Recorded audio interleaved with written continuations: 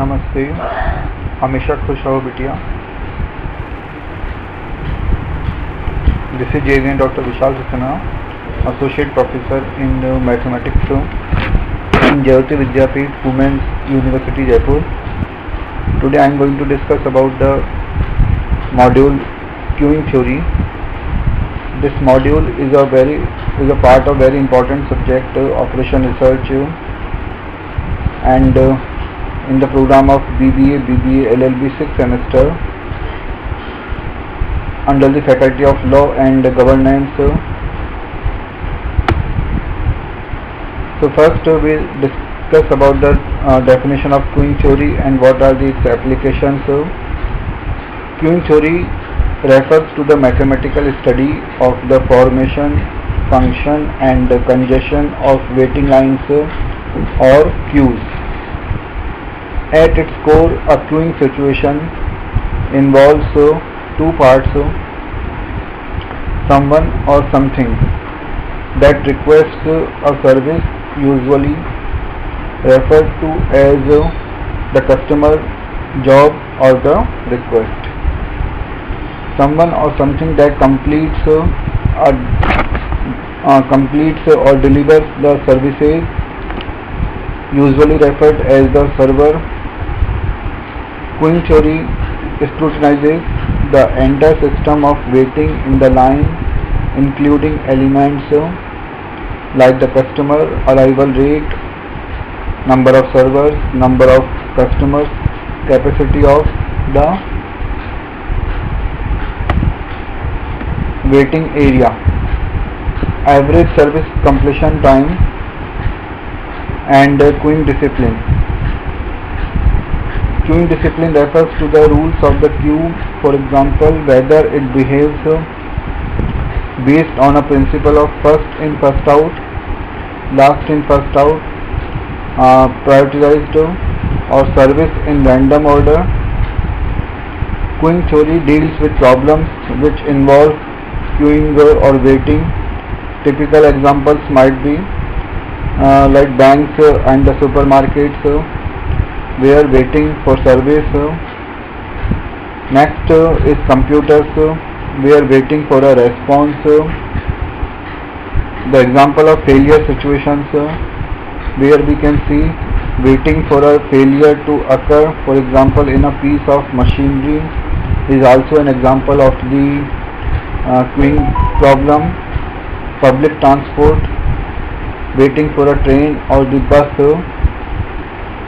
So these are the examples of queuing problems or the queuing theory. In designing queuing systems, we need to aim for a balance between service to customers, short queues implying many servers, and economic considerations, not too many servers. Queuing theory has its origin in research by Agner Krupp Erlang when he created models to describe the Copenhagen telephone exchange.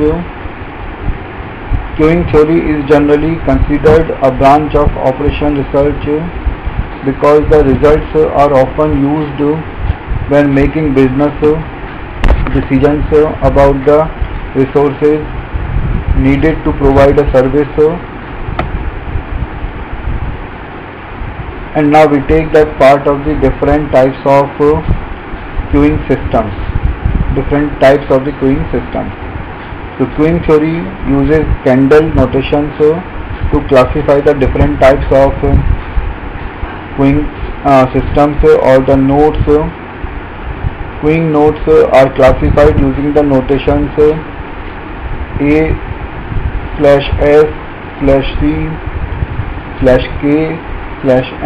and /D, where these terms have some meaning like A shows the arrival process, S shows the mathematical distribution of the service time, C represents the number of servers, while K shows the capacity of the queue, omitted if unlimited, and N is the number of possible customers omitted if again it is unlimited.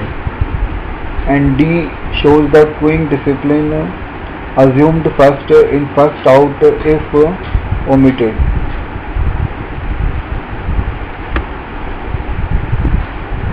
Now definitely this queuing theory, which is very important part of the subject population research, this has many applications in different areas. So queuing theory is powerful because the ubiquity of queue situations means there are countless and diverse applications of queuing theory. Queuing theory applied, just to name a few too. So we have a list of some application areas of queuing theory, like first telecommunication, then traffic engineering, computing, industrial engineering, design of factories, shops, offices, hospitals, project management. So these are different areas, and some more areas are also there in which the queuing theory is applied. So queuing theory is important part of the subject operation research, having some very important applications. This session is powered by Digital Version 2, Jayoti Vidyapeeth, Women's University, Jaipur. I hope all you are satisfied with this digital session. If you have any query, please mention in the comment box. I will resolve your doubts and problems. With this, I conclude my today's session. Thank you.